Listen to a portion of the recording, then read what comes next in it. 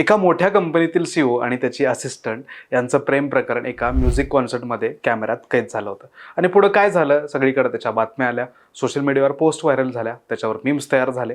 अशा अनेक घटना अधूनमधून समोर येत असतात. पण अशाच प्रकरणात भारताचा जगात दुसरा नंबर आला. म्हणजेच काय की भारतात ऑफिस अफेअरचं प्रमाण झपाट्याने वाढतंय. एका मोठ्या जागतिक सर्वेक्षणातून मिळालेली धक्कादायक माहिती अशी आहे की ॲशले मॅडिसन आणि युगाव यांनी 11 देशांमध्ये सर्वे केला होता.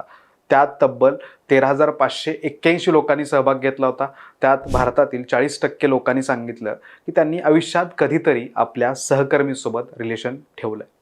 या सर्वेनुसार ऑफिस रोमांसच्या बाबतीत मेक्सिको हा पहिल्या क्रमांकावर आहे आणि भारत थेट आता दुसऱ्या क्रमांकावर जाऊन पोहोचलाय. म्हणजेच काय, जगभरातील टॉप ऑफिस अफेअर्समध्ये भारत आता वरच्या स्थानावर जाऊन पोहोचलाय. या अफेअर्स वाढीमागची कारणही तितकं जाणून घेणं महत्त्वाचं आहे. यामध्ये पहिलं कारण असं सांगितलंय की वाढलेले कामाचे जे तास आहेत, त्यानंतर सतत एकत्र बसून होणारं जे काम आहे, अर्थात त्याला आपण टीमवर्क म्हणतो, कामाचा ताण आहे, म्हणजे प्रचंड स्ट्रेस आहे, तरुण पिढीची नातेसंबंधाकडे पाहण्याची जी मोकळीक आहे आणि काही ठिकाणी करिअर ग्रोथसाठी अशा नात्यांचा चुकीचा होत असलेला वापर, त्यानंतर आधुनिक डेटिंग कल्चर आणि ओपन रिलेशनशिपचा प्रभावी यात भर घालतो, असंही त्यांनी त्या ठिकाणी नमूद केलंय. पण या सर्वेत एक महत्त्वाचा इशाराही दिलाय. म्हणजे 56% लोक असं म्हणतात की ऑफिस अफेअर्समुळे तुमच्या कामावर परिणाम होतो. म्हणजेच काय की तुमच्या कामाची गुणवत्ता कमी होते, टीममध्ये तणाव वाढतो, आपापसात मतभेद निर्माण होतात, ब्रेकअप जर झालं तर तुमचा वर्कप्लेसवर ड्रामा निर्माण होता. अशा अनेक घटना आपण देखील बघितलेल्या आहेत. पण कधी कधी करिअरही धोक्यात येतं. त्यामुळे ह्याही काही त्यांनी बाबी नमूद केलेल्या आहेत.